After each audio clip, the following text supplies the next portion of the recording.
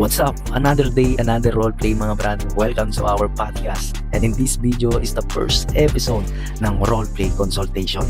And right now, we will tackle about what is roleplay. Ito ay para sa mga beginners, returning, and lost players ng GTA Sam community. Kaya brad, pakinggan mo to na mabuti.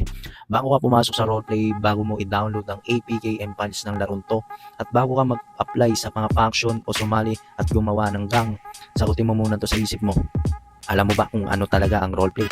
Hindi yung sagot na ginugoogle mo o chinat GPT mo lang Hindi yung sagot na naririnig mo sa mga hype videos. Alam mo ba talaga kung paano to nilalaro? Kung hindi mo pa kaya sagutin yan, edi dito ka muna at pakinggan mo kung anong mga sasabihin ko. Ito ang mga bagay na dapat mong malaman sa GTA Sam roleplay. Number 1, RP is not just a game. It's a character commitment. Roleplay is not a game, it's a commitment to live as someone else. Pag pumasok ka sa kahit anong server, hindi ka na si Bossing123 sa Discord, hindi ka na si Malakas Man Trash Talk, ikaw na si Carlos Santiago, ikaw na si Jojo de la Vega, ikaw na si Manny Popaybenga mo. You are no longer you mga brad. Every word you say, every move you make, kwento yan ng karakter mo. Kung hindi mo kaya dalhin ng karakter mo ng buo, huwag ka muna pumasok. Kasi dito ang laro, hindi galing sa server, kundi galing yan sa disiplina ng bawat player. Okay? Number 2, roleplay is acting, not asking for attention. Ang dami sa inyo nagkakamali dito. Akala ang RP is about being noticed. Yung tipong, bossing, paano ba mag-apply? Boss, pa-recruit naman po. Boss, sali din ako sa ganap nyo. Brad, you don't ask for attention in RP. You act. Kilos mo magsasalita. Kung marunong kang pumasok sa eksena ng may respeto at marunong kang lumugar, hindi mo kailangan sumigaw sa IC para mapansin. The ones who move silent, the ones who build their scene slowly, yan yung nagtatagal. Bara-bara ka pumasok, tingin mo tatagal ka sa RP? Hindi. Number 3, IC and OOC.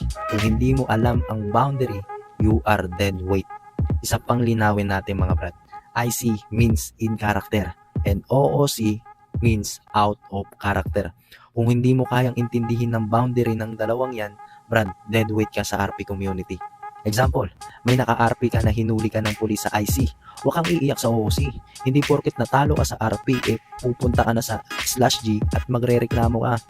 You fix it sa RP mismo. Pero kung may technical issues talaga, huwag ka rin mag-roleplay ng fake bugs. Ayusin mo yan, OOC. Boundary yan, brad. Kung hindi mo kayang sundin yan, mas magandang mag-GTA San Andreas ka na lang. Number 4, RP is not about you. It's about the story. Pinaka-importante sa lahat mga brad, roleplay is not about you. Hindi to pabidahan. Kung akala mo mag-RP ka para sikat ka agad, mali ang pinasok mong laro.